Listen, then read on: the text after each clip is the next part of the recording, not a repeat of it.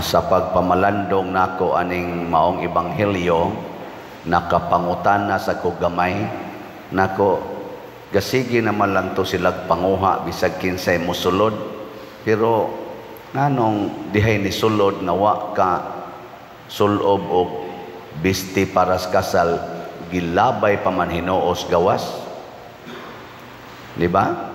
Nanapit ko to sila bisag kinsa nya diha na nooy ni sulod, gilabay na noos gawas. Ibaw mo ngano parihata. Wajud ko kay baw ana nga igsuon pasabot an usas mga gipasabot niini para nako, dili pwedeng mukuyog ta sa kumbira sa Ginoo nga dili ta andam. Pareha karon ba nagmisa, mumisa, mutambong sa misa pero di mga lawat. Lingiyay mo to pa din na mukalawat karon. Sige, daghan kayong wa mo lingi. Mga buangon mo. Bitaw. Mo bitan na din do na tay asheret. Nya ngatong asheret or ashers, magsigi na sila og sulti kung asa mo palingkoron. Anawa, di ba naagi daghang musupak? Kinsa kanang musupak, pasabot ana, di na sila andam nga mukuyog sa Ginoo. Bitaw. Kanang mga masinupakon, asa ka palingkoron, nya atos gawas, asa mo paparkingon, nasa nga atong mga pimag diha, nya musupak yun mo, di ka andam. Pariha kas mga tao nga unang dinapit nga nagsigig balibad, kay doon na sila'y kaugalingong priorities, doon na sila'y first choice, unya ang Ginoo second choice. Gilingi ako no, imong tupad og usab. Ang di mo lingi automatic nga dili kuyog sa Ginoo.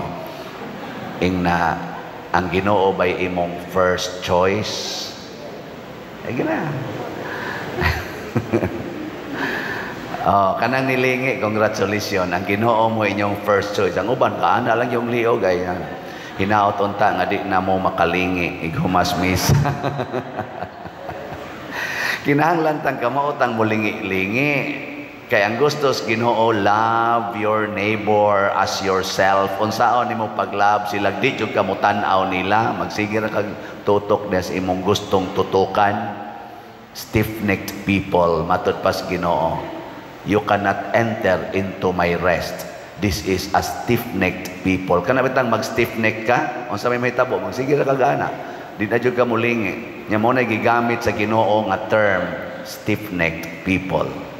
They cannot enter into my rest. Na siya. Kung makasud na ta sa Ginoo mga igsoon sa iyang kumbira, unsa may mahitabo, iyatang bantayan. Siya na'y mag-protect nato dito sud sa iyang kumbira. Mao na nga nakaingon ta diri sa atong tubag sa Salmo, magbalantay kanako ang Ginoo. Ganahan kay taani, daghan kay ganahan ani gyud nga pulong. The Lord is my shepherd, there is nothing I shall want. Ganahan kay taana, nagoy daghang magsigig kanta-kanta ana. Pero ganahan ba kang bantayan sa Ginoo? Ganahan kang bantayan sa Ginoo? Kamong mga asawa, kinsay gusto ninyo nga magbantay ninyo, ang Ginoo o ang inyong bana? Kusga. Unya ron kung ang inyong bana di na mo uli, kay tuan na sa silingan, mag-uol mo dili. Ayaw mo gagawin. Ang nisinggit sa dili, ang wa na sa mga bana. Kana bang ang inyong bana di na mo uli, pasabot maingon ra jud ka nga, Ginoo bitay nagbantay nako, wa man ko magkinahanglang bantayan sa akong bana. Ana.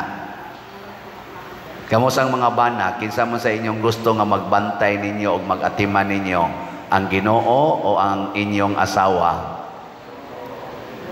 Tubag mga bana, tubag sa sila. O nyaron kung ang inyong asawa, gidana ni pare, masuko mo, dili. O ayaw, nagkasuko. Total, ang Ginoo may maghatag nimo katagbawan.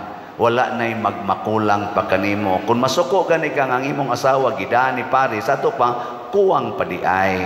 Kuwang. Nagkinahanglan pa di kag asawa. Nagkinahanglan pa di kag bana. Kuwang di ay. Yang anong kuwang man? Kay dili Ginoo ang nagbantay nimo. Dili Ginoo. Kung dili tao. Ang imong pangandoy tawhanon. Ang imong first choice kalibutanon. Kwarta. Sa may sunod, kalipay, kahamugaway, dungog, gahom, nganias kalibutan. Nya wa gani na kay kaning akong gisgutan ihatag man ni sa tao, mawa gani na masuko dayon ta. Mao na kun ang imong bana di na mo uli nya ang iyang sweldo tuan na sa kabit, masuko na ka kay wa naman kay kwarta, wa naman kay pagkaon. Nya uwaw man sad kay kanganong nangabit imong bana sa ato pabati na kagnaong.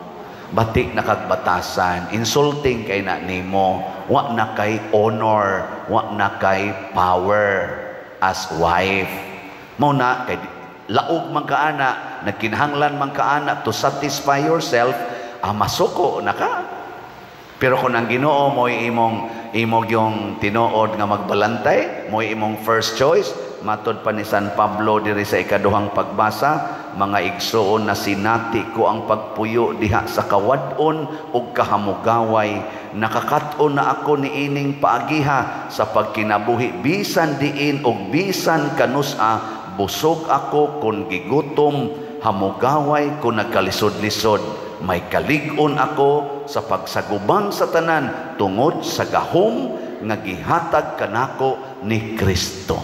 The power of Christ in me makes me satisfied in everything and in everywhere and everyone wherever I am. In English na ko no. Ang gahom ni Kristo maoy naghatag nako og tinuod nga tagbawan bisan unsa pay akong kahimtang og sitwasyon o mga kasinatian. Tanindota day og gahom na Ginoo no. Matod pagani diri sa unang pagbasa niining bukira, kaning bukid sa Ginoo ba kanang iyang kingdom. Himuon sa Ginoo nga labing gamhanan alang sa tanang katawhan ang usa ka kumbira sa mga lamiang pagkaon ug lamiang maayong bino.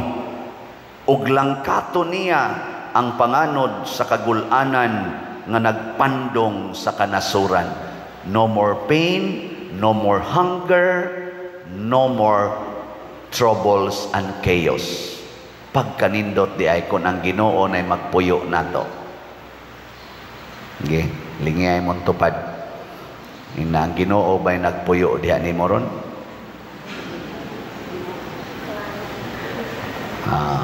Wa na. Papay na. Nakaroon, unsa may itong buhaton? Aron ta makapapuyo sa Ginoo, magpuyo sa Ginoo, tubaga ang iyang invitasyon, here and now. Ayaw na pag-unya-unya, ayaw na pangayo o ayaw na paghimo og mga rason. Tubaga gid siya here and now. Kay matod pa sa atong ebanghelyo, andam na ang tanan, ready na, pangari na mo.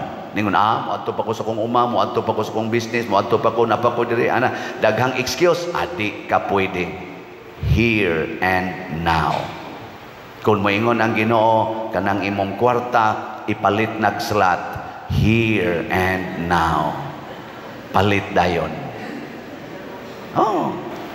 Dunay ni anhi dinhi nga nigikan og alas 3 sa kaadlawon sa ilang lugar, probinsya, aron mo anhi dinhi, niabot dinhi mga hapit na alas 9 buntag. Unsa may iyang gidala? 2 slots. Way bangko sa ila.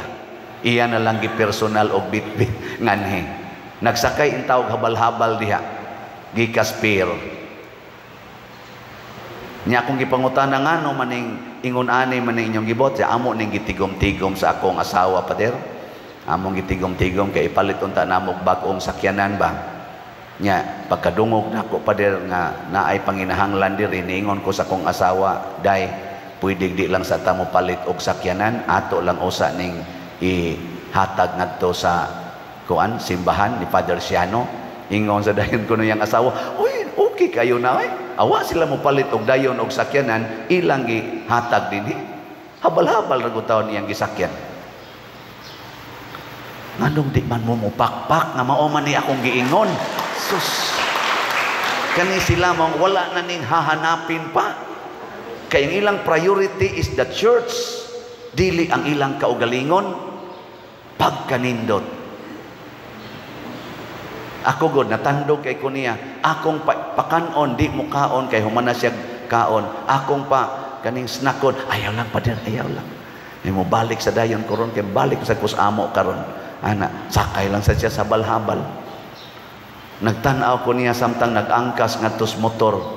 Naglingo-lingo ko. Hasta ako ingon ani baka ko no. Kung dako kay akong kolekta, ihatag baka na kong una ngadto sa mga sakristan o sa mga staff nako dinhi. Sila baka mo'y akong first priority o ang akong bulsa, ang akong mga gikinahanglan. Sa mga millions karon nga nisod dinhi sa akong kamot, kay niam ni sa akong kamot gisod, ang simbahan ba kay akong priority o ang akong bulsa? Thanks be to God, so far ang simbahan pa'y akong priority. So far, ang ako pang mga personnel dinhi o ang nag-serve sa simbahan ang akong priority, not my bulsa. Mao na siya sa ginagmayng paagi. Mo na naot unta kitang tanan ingon ani, ang atong buhaton wala ka nang hahanapin pa. The Lord will be your shepherd. Ang Ginoo nga naghimo sa tanan og nagkupot sa tanan og labing gamhanan sa tanan, maoy imong magbalantay. Give Him the first choice of everything you think, everything you do. Manindog na ta mga buutan.